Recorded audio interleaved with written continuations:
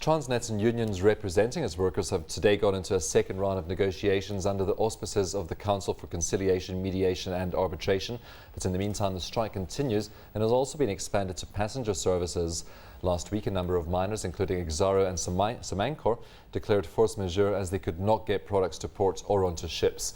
Joining me with a view on how this is affecting the economy, I'm joined now by Peggie Drodskie, Chief Advisor to the CEO at the South African Chamber of Commerce and Industry. Peggie, thanks for coming in this afternoon. It's a pleasure. Well, Peggie, I think you came into the studio just at the end of the last interview, so it's not just the mining industry that is being affected, it's also starting to affect the auto industry. Correct. You can't get parts shipped around, and I should imagine car exporters, just as they're starting to recover from last year's recession, can't get cars onto ships again.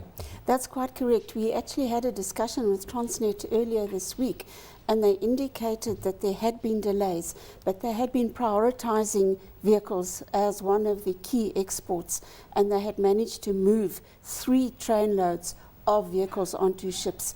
But that is just a stone in the little big ripple that is going along. You know, it's just very difficult for most of the exporters and importers to get their goods. And I should imagine the longer the strike drags on, the more difficult it's going to be to get those and to prioritise shipments to port, isn't it? That is correct. And also with the commuter strike, which is underway at the moment, it means that even those people who would normally be going to work are experiencing difficulty in getting to work. Peggie, how about fuel supplies? Is there any danger that fuel supplies could be disrupted? Because of course Transnet does also bring fuel inland, doesn't it? They do bring fuel inland, and they use their pipeline as well as trains to bring the fuel inland. Although most of our fuel is actually refined in Gauteng, it still is quite a large proportion that comes up from the coast. And we do run the possibility that the stations will run dry.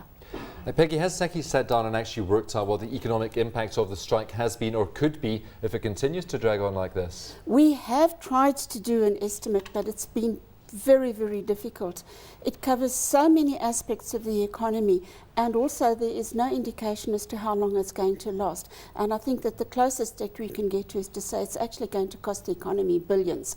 Already Transnet has indicated that it's cost them 24 billion rand just in damage to their infrastructure and to their rolling stock. And that doesn't count any of the delays, and it doesn't count any of the impacts which the strike is causing globally, because some of the shipping lines are bypassing South African ports.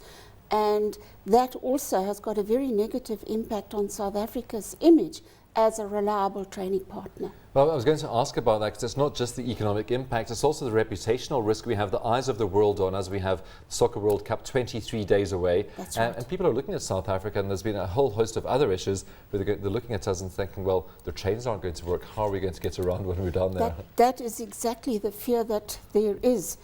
And with the transport unions, the possibility of sympathy strikes just cannot be ruled out. Business is concerned that there may well be an escalation of sympathy strikes. So this as has already been mentioned, yes, as already been mentioned, the unions have asked their cleaners and their security guards to consider joining in the strike, and that's not even transport related.